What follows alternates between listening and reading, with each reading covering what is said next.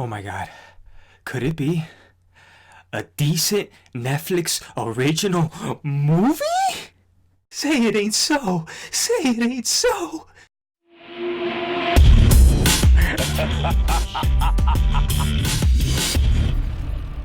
What is up, guys? Welcome back to my channel. Jorge Quintero here with another episode of the Cine Critique. Today I'm going to be reviewing The King, which premiered in Venice, but I had the pleasure of seeing in a local film festival here in Colorado. Now, I'm not that big of a fan of medieval movies, but I am a huge fan of Timothee Chalamet. I think he's one of the best young actors going today, as well as Robert Pattinson. As you probably know, he is the new Batman, and I couldn't agree more with that casting choice. I have a lot to say about this movie, so let me just cut the BS and get right to it.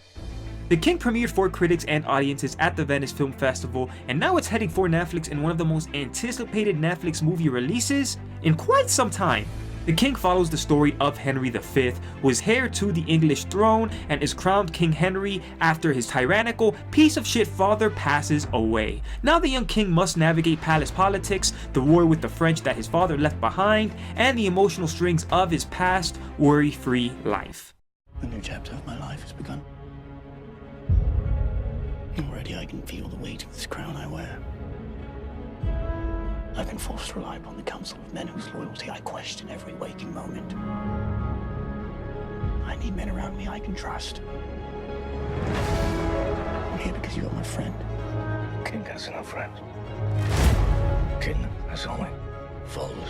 A lot of the chatter coming out of my screening from fellow audience members was the performance, or lack thereof I guess, of Timothee Chalamet. A lot of the critics that were there felt like he was miscast, and I guess I could see where they could have gotten that impression. The movie does start off with Henry V whoring his way around the country, being a spoiled little shit, doing whatever the hell he wants.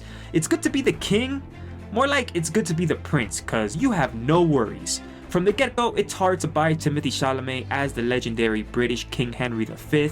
He's unattached, uninterested in his father's war, and just look at the guy, he's like 110 pounds, soaked and wet. No way would that guy be king, right?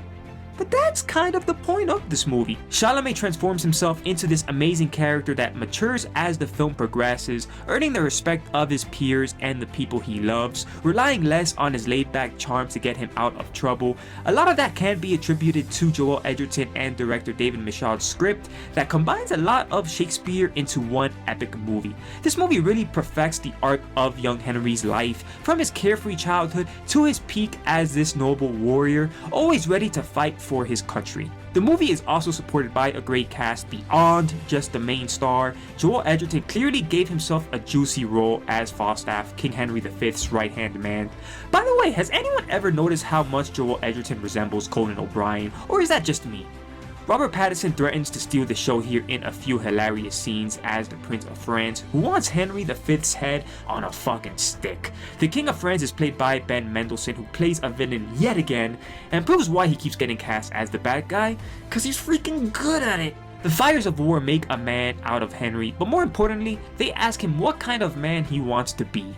One who searches for vain, glory, and the spoils of war, or one who has honor, who is compassionate and merciful. Director David Michôd makes that decision as hard as possible, with some bruising, claustrophobic fight scenes that really underscore the reality of what war entails. I will say that The King could have lost a few minutes of its runtime, felt like it overstayed its welcome by about 20 minutes, and it doesn't really offer any complex characters beyond Henry.